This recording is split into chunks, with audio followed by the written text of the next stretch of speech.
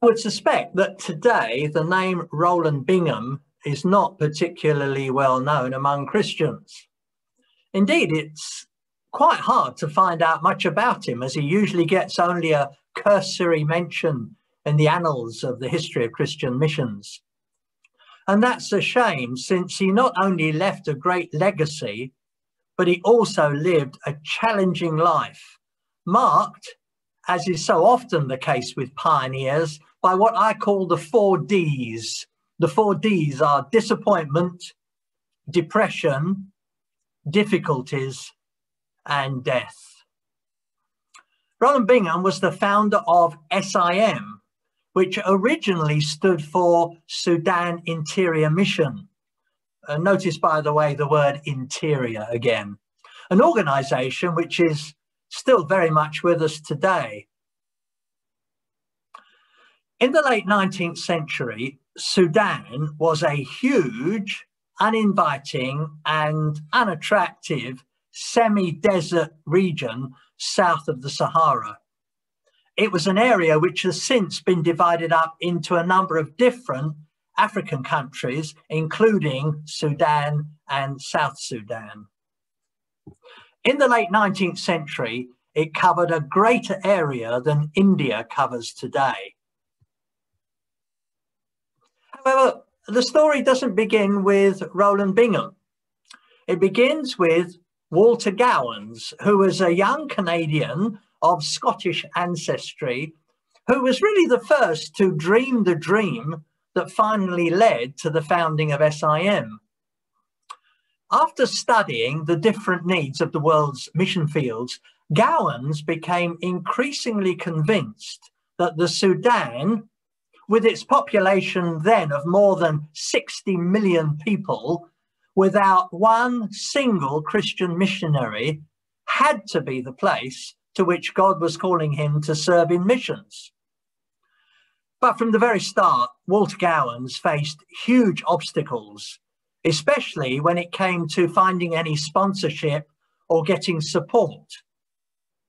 Now, the problem was that not one mission society in North America was prepared to risk sending their personnel into the disease-infected Sudan. But Gowans was not one to be easily intimidated or deterred. He left his home in Toronto to sail to England, hoping he might encounter some interest there.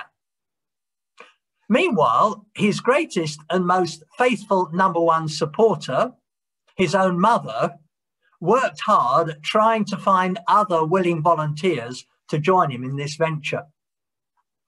Now, while that might seem a rather unexpected attitude from a mother, the fact that this mother had already sent her daughter to China only encouraged her to want to also send her son into missions as well. Bingham had discovered her unswerving enthusiasm for world evangelization while talking with her one evening in her parlor after she had heard him speak in a meeting that day. But this was just another link in a chain God was using to guide Rowland Bingham. The year before, the respected and well-known Dr. A.J. Gordon had spoken nearby at a 3-day conference on the subject of the Holy Spirit and mission. Bingham wrote, when he closed his messages with an appeal to every young man and woman to surrender his or her life to the Lord, to go whithersoever he sent, I felt such a call in that challenge that however imperfectly I surrendered this earthen vessel, I therein enlisted as a real soldier of Jesus Christ. Mrs. Gowans was convinced that Bingham would make an ideal partner for her son, and so powerfully presented to him the needs of the Sudan with great passion. It's worth noting that the very first sentence of Rowland Bingham's autobiography begins with the words, quote, It was the impassioned pleading of a quiet little Scottish lady that linked up my life with the Sudan. She certainly proved to be a persuasive woman, as Bingham recounted what happened. He said, "The next morning, when I went to call on Mrs. Gowans, it was to announce to her that I expected to sail in 2 weeks to join her son in a common enterprise. Was she glad? She became the whole mission board, and I was accepted on the spot."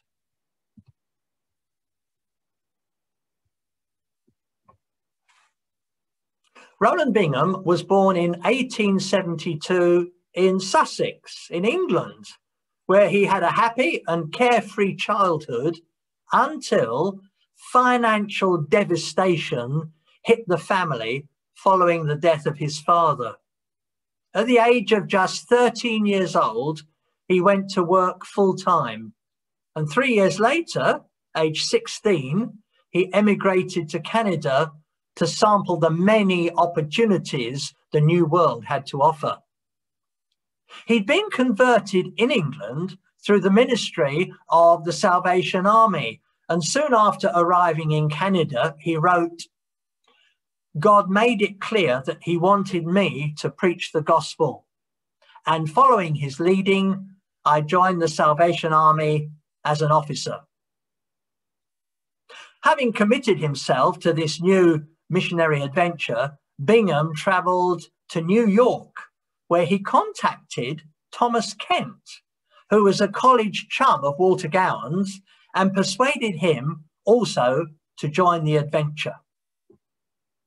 As Bingham wrote, "So God, away back in the spring of 1893, drew 3 lives together with a common vision, a common love, and one common call: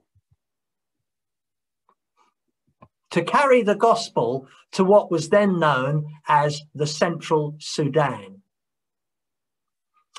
Well, with no mission board willing to accept them, and without the support of any church or any society, they managed to get enough money to sail together to begin their journey into Africa, arriving at the West Coast. There, arriving later in Lagos, the 3 young men quickly learned why other missionary societies had been so reluctant to send any missionary volunteer candidates into the Sudan. The outlook was stark and bleak, because they were told their chances of survival were nil. The respected leader of the Methodist mission in West Africa gave them an ominous warning. "Young men, you will never see the Sudan. Your children will never see the Sudan. Your grandchildren may." Missionaries from other societies, reported Bingham, prophesied dire calamity, and all said we were undertaking the impossible. But the fact that no other missionaries were preaching in the gospel in Sudan was the very reason for which they had come, and they were not about to now turn back and go home. They remembered, all of them, the words of David Livingstone, quote, "I will open up Central Africa to the gospel, or I will die in the attempt." When Walter Gowans heard anyone speak of the Sudan as a closed country or closed field, he said, "It is a closed field because the church has never put forth her hand to open the door." However, their hope of setting off together as a team was soon dashed when Bingham became ill with malaria. So it was decided he should remain on the coast and set up a supply base. In less than a year, after completing the 800-mile or 1,300-kilometre overland trip, both Walter Gowans and Thomas Kent, true to the pessimistic predictions, were dead. While Kent had turned back for more supplies, Gowans, weakened by dysentery, had been captured by a slave-raiding tribal king, only to die several weeks after his release while he was being carried back to the coast by Africans. Meanwhile, Kent had been stricken by malaria on his return trip. He was nursed back to health by Bingham, but died from another malaria attack on his way back to meet Walter Gowans. Before there were any prophylactics, dysentery and malaria had taken the lives of two young, committed Christian men on mission. When news of their deaths, which actually only happened 3 weeks apart from each other, reached the ears of Rowland Bingham, he was devastated. He returned to England uncertain both of his future and of his faith. He discovered there that the whole expedition had been written down as a failure. What was there to show for the effort? Nothing but 2 graves. Bingham wrote, "My faith was being shaken to the very foundation. Why should those most anxious to carry out the Lord's commands and to give the gospel to millions in darkness be cut off right at the beginning of their career?" Many questions face me. Was the Bible merely an evolution of human thought, even biased thought, or was it a divine revelation? For months, the struggle over this issue went on before I finally was brought back to the solid rock. Bingham returned to Canada, his faith renewed, determined to continue his plan to start a mission in Sudan. He wrote, "I visited Mrs. Gowans to take her the few personal belongings of her son. As I was shown into her parlour, she met me with extended hand. We stood there with hands clasped in silence for a while. Then she said these words, which I will never forget. 'Well, Mr. Bingham, I would rather have had Walter go out to the Sudan and die there than have him home here today disobeying his Lord.'" Realizing his own inadequacies for mission work, Bingham took a basic medical course at a hospital in Cleveland. And then in the autumn of 1895, he enrolled in A.B. Simpson's Bible School in New York City, the same school that both Gowans and Kent had attended. A.B. Simpson was the founder in 1897 of the Christian and Missionary Alliance, the C&MA, a large evangelical denomination to which my wife's home church belonged in the Philippines.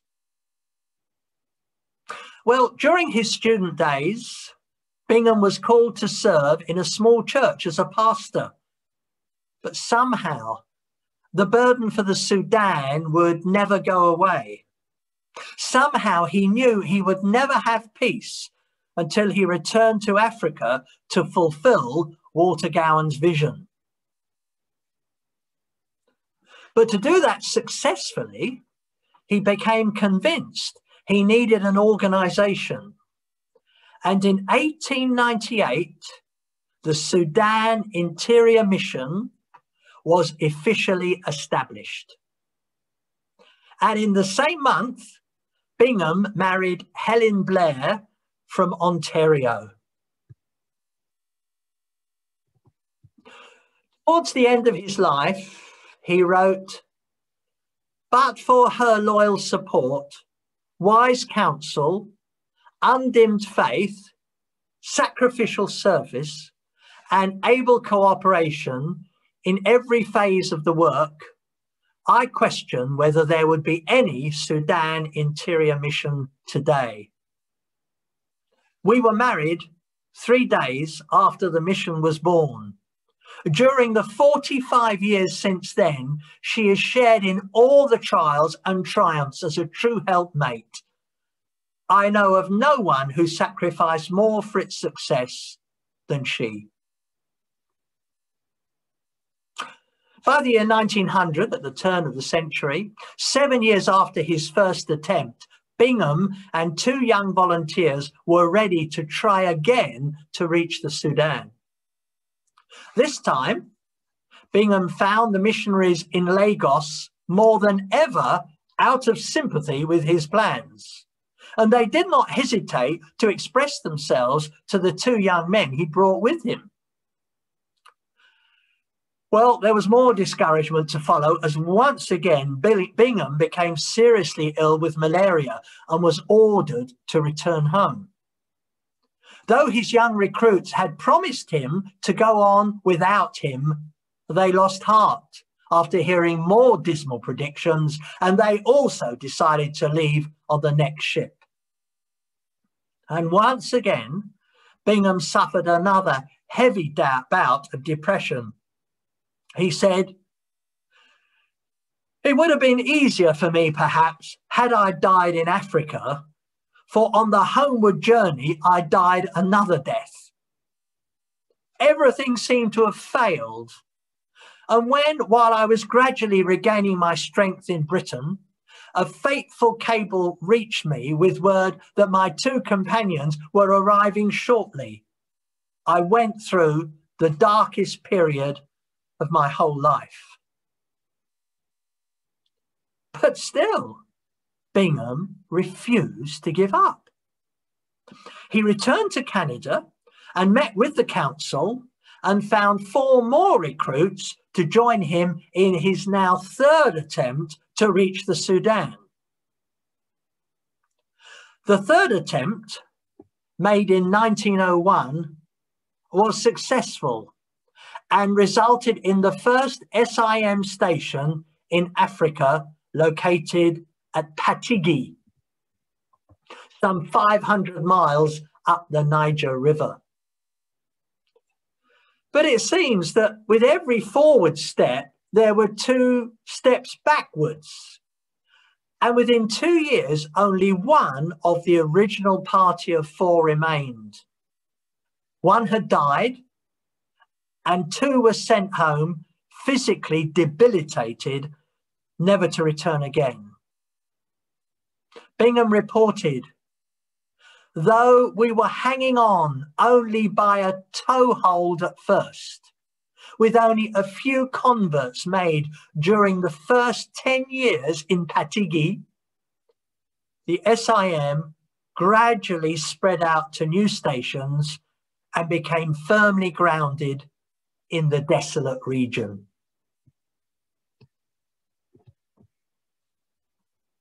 There were 2 main factors that made a difference and influenced the staying power of SIM. Firstly, at the turn of the century, the use of the newly perfected drug called quinine proved to be an effective antidote to malaria, although it did have some pretty serious side effects, which is probably why it's not used today. But with the proper use of that drug, missionaries no longer had to fear the dreaded disease.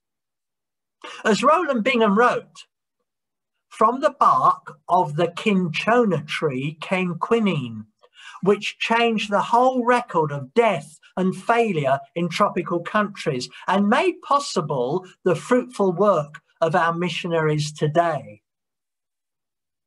The second main factor that affected the staying power of SIM was prayer. Mrs. Gowans, according to Bingham, was, quote, "one of the greatest prayer helpers that ever blessed and strengthened SIM. With her faith and prayer, she carried us from the first 7 barren years into the years of harvest. Well, with a dread of malaria behind them, it would be logical to assume that it would be easier going from then onwards. The reality was quite the opposite. And some of the other obstructions the missionaries faced were in some ways equally difficult and frightening. Rowland Bingham wrote, "There is the constant invisible warfare that has to be waged against the powers of darkness. It's fashionable in the Western world to relegate beliefs in demons and devils to the realms of mythology. And when mentioned at all, it's usually just a matter of jest. But it is no jest in West Africa or any other mission fields for that matter. One has not to go far into the jungles of Nigeria, the Sudan or Ethiopia and visit a few of the African villages to believe in devils and demons. They're all around you, and soon, very soon, one begins to share the belief of the pagans as to the reality of these malign agencies without, of course, as a Christian, sharing their fears or their vain oblations to propitiate them. Fetish men, devil men, juju, lycanthropy, which I think is where a human being can turn into an animal, witches, wizards, ordeal by poison, all flourished unchecked in the early days of the mission. And missionaries frequently told strange and macabre stories of their encounter with these sinister forces of evil. One missionary told of entering a village where satanic rites were being conducted. The witch doctors were with hideous masks on, gesticulating, posturing and gyrating, with the mob shrieking and roaring, creating a noise beyond description. When I pushed my way to the center of the ring, the missionary later recalled, I saw to my utter astonishment a young woman rigid in the air. Her feet were some 60 centimeters off the earth, and the perspiration coming out of that young woman's body was like a fountain as she approached me in mid-air with no visible support beneath her. Well, while the missionaries battled the powers of darkness and preached the gospel, they realized they couldn't ignore the physical needs of the people around them. Leprosy was a particularly feared and dreaded African disease. Yet SIM was soon involved in helping to eradicate it and the awful scourge that it was on the people. The work began in the 1920s, and by the 1960s, the mission was treating more than 30,000 leprosy patients in Nigeria alone. Many of the Africans who sought treatment were Muslims, but many made their choice in spite of their early Muslim teaching and their parents' threats to follow Christ. And as SIM grew, it spread out across Africa, and before long, the needs of Ethiopia became apparent, and the church was established there. It became a fitting climax and a tribute to Bingham's sacrificial service.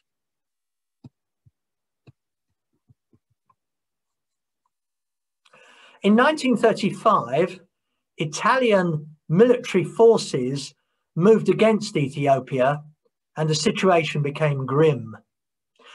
The US and British embassies advised all expats to leave immediately.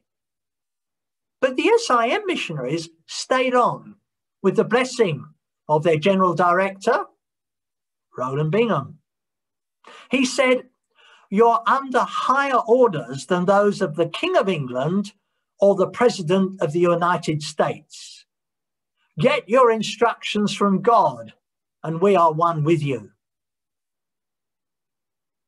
At that time, there were only 17 baptized believers in the Walamo region of Ethiopia. But the missionaries realized that their days were numbered. Wrote one missionary, quote, "Because we knew our time was short, we did everything we could to teach the Christians and get the gospel message out. It was unsafe to leave the mission compound, but the urgency and importance of using the little time which remained to further train the young Christians warranted the danger." It seems to me as though the early attitude of Rowland Bingham demonstrating courage and faith had trickled down through the ranks and then been caught by the younger, newer believers, volunteers who became part of the work of SIM. Despite the fighting and the daily threats to their lives, the last 19 missionaries and 7 children were not forcibly evacuated until the spring of 1937, which gave them almost 2 years of borrowed time to seek to build the little Walamo church. But even with the added time, the numbers of believers remained small and only grew to about 48. When the missionaries finally left, it was with a deep sense of sadness and doubt. Hunter wrote in his book entitled A Flame of Fire, The Life and Work of Rowland V. Bingham, quote, "As we turned the corner around the mountain and saw in the distance the wave of their hands in farewell, we really wondered what would happen to the little flickering flame of gospel light that had been lit in the midst of so much darkness. Would these young Christians, with no more of the word of God in their own language than the Gospel of Mark and a few small booklets of selected scriptures to guide and teach them, would they be able to stand under the persecution that would inevitably come?" And persecution did come, big time, that purified the church and spread the Christians' testimonies, even as it had done in the days of the early church. According to Raymond Davis, at one point, 50 leaders had been arrested and put in prison when the Italians realized that their efforts to stamp out the church were only increasing its strength and size. Each of those leaders received 100 lashes and one was given 400 lashes. None of them were able to lie on their backs for months, and 3 died. But despite this harsh persecution, or maybe even because of it, the church rapidly grew. Why? Well, Raymond Davis explains again. The warm love displayed by the Christians towards one another in the times of severest persecution made a great impression on the unbelievers. This kind of natural, living, unspoken witness brought many to know the Lord. Word of such love, hitherto unknown and unheard of, spread far and wide. By 1941, the war in Ethiopia, or Abyssinia as it was known in those days, was over. And the following year, the first missionaries were allowed to return, though only by working under the British government.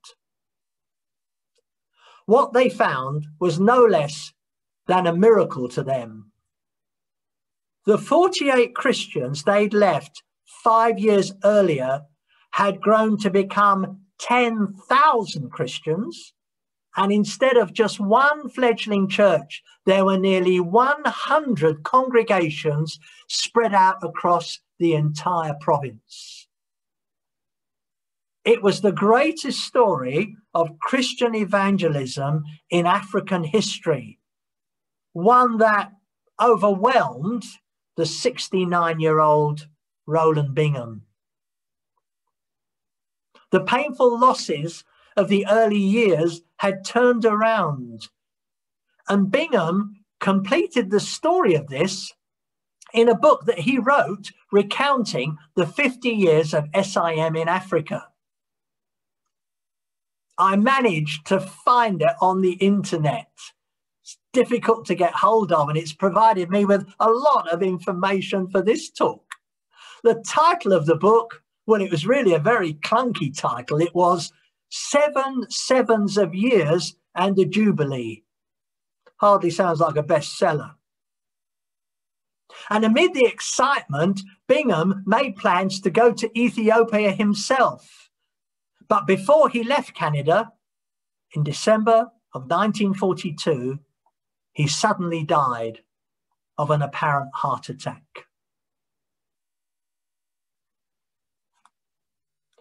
Since Bingham's death, SIM has witnessed both great victories in Africa, as well as some discouraging setbacks. The Northern Sudan government exploited tribal animosities to weaken Southern resistance. Some of the tribes were ruthlessly crushed in the south, and over 500,000 died. Christians were tortured, churches were burned, and one village was totally destroyed. The late 1970s and the early 1980s were times of severe testing for Christians in Ethiopia.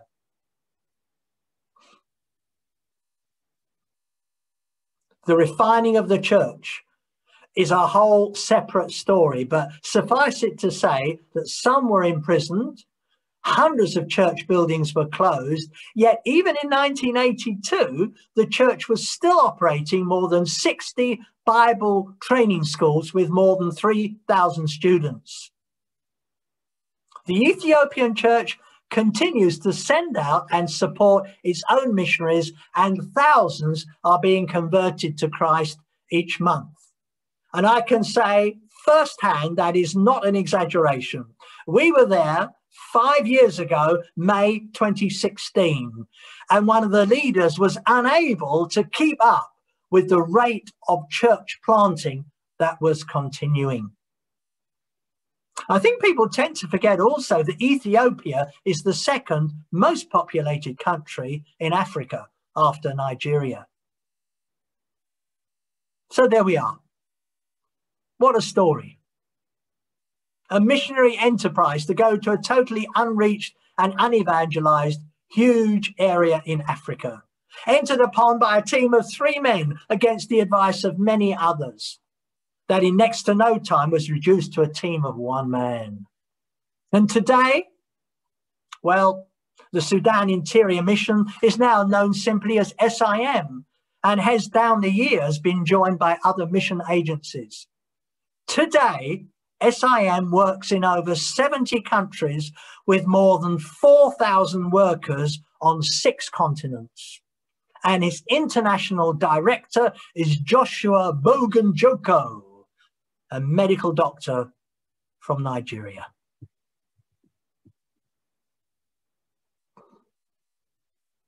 Rowland Bingham was once seriously injured in a car crash and was rushed to a hospital in a critical condition. He was lying there, unconscious, and as he came back to consciousness,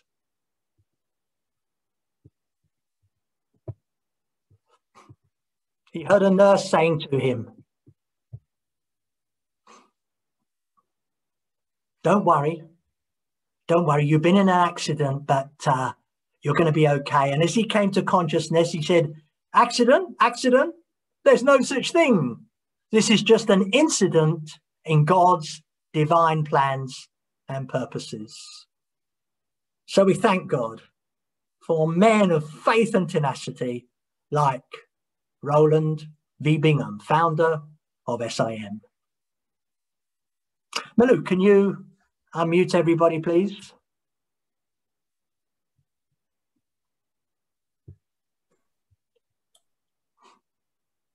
You have to unmute yourselves, please. That's right. They have to unmute themselves. Thank you for joining. Thank you. Thank you, Gareth. Pleasure. Thank And you. next week, God bless you, Sanjay and Bastine. Nice to see you. Thank Yeah, you. God bless Thank you. you. Thank you, sir. Thank you. God bless you. Marina. John and Iris, lovely to see you. Thank you, Ollie, sir. great to see you. All our friends. I'm sure I've missed somebody out. Thank you, ma'am. And it's lovely to see you all. And our friends from the Philippines, Jolie, lovely to see you. Jonah Bahal, great to see you too. Sue Fitzmaurice, Prasad, God bless you. I hope you're feeling better. I heard you weren't well. Thank you for your prayers. Please continue. Yeah, in the midst of India, it's so difficult. We are praying a lot Yes, for India at the yes. moment. Yeah. Many OMRs are dying. Many OMRs are dying because I of know, current- it's distressing.